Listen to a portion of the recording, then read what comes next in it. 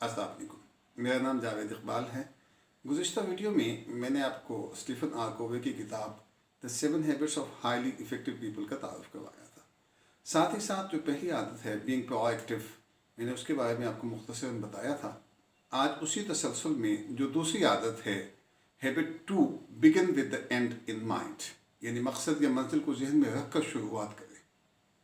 अजीज़ा निगामी, आपकी हर कोशिश, हर काविश या एक्टिविटी का कोई ना कोई मकसद होता है। बेमकसद सरगर्मियाँ सिर्फ और सिर्फ वक्त और तवानाई का ज़िया होती हैं। हमारे एक उस्ताद मोहतरम फरमाया करते थे कि मुसाफिर और आवारागर्द में फ़र्क सिर्फ मंजिल के तयन का है और मकसद के तयन का है। जो शख्स मंजिल का तयन करके सफ़र इख्तियार करता है उसे मुसाफिर कहते हैं और वो आखिरकार अपनी मंजिल को पा लेता है। और जो शख्स बगैर मंजिल का तयन किए चलता रहता है उसे हम आवारागर्द कहते हैं। अगर आप मज़ाहिर कुदरत पर गौर करें तो कुदरत ने हर शय किसी न किसी मकसद के ताबे बनाई है। हम इस दुनिया में आए हैं तो किसी न किसी मकसद के तहत आए हैं। आप अपने स्कूल, कॉलेज, यूनिवर्सिटी, ऑफिस या वोकेशनल ट्रेनिंग इंस्टीट्यूट में तशरीफ़ लाते हैं तो किसी न किसी मकसद की वजह से आते हैं। मैं ये वीडियो बना रहा हूँ तो इसका भी कोई ना कोई मकसद है, और आप ये वीडियो देख रहे हैं तो इसका भी कोई ना कोई मकसद है। अज़ीज़ा निगामी, किताब के मुसन्निफ़ स्टीफन आर कोवे का मानना है कि तमाम चीज़ें 2 दफ़ा बनाई जाती हैं।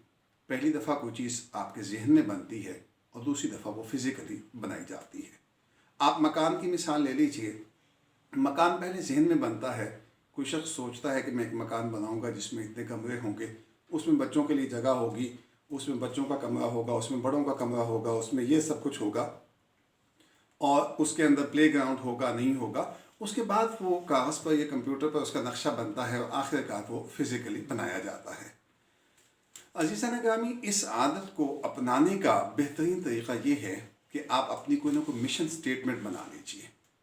जितनी जल्दी आप अपनी मिशन स्टेटमेंट बनाएंगे, ज़िंदगी में उसको हासिल करना उतना ही आसान हो जाएगा। बहैसियत तालिब इल्म आपके लिए एक बेहतरीन मिशन स्टेटमेंट ये हो सकती है कि मैं साइंस और टेक्नोलॉजी का ऐसा इल्म हासिल करना चाहता हूँ कि जिससे मैं इंसानियत की खिदमत करूँ।